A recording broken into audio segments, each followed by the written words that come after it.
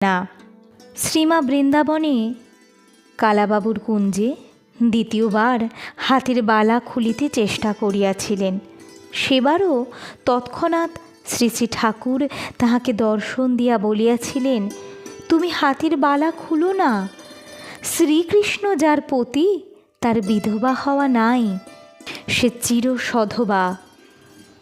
বৃন্দাবন হইতে ফিরিয়া কামারপুকুরে থাকিবার সময় লোকসমাজের নিন্দার ভয়ে শ্রীমা বিধবা সাজিতে গিয়াছিলেন। তখনও শ্রী শ্রী ঠাকুর শ্রীমাকে দর্শন দিয়া পূর্ববৎ হাতের বালা খুলিতে নিষেধ করিয়াছিলেন। শ্রী শ্রী ঠাকুরের দিব্য দর্শন শ্রীমা কয়েকবারই শুধু নয়, অসংখ্য বার পেয়েছিলেন তার জীবনে নানাভাবে অপরূপ ভঙ্গিমায়।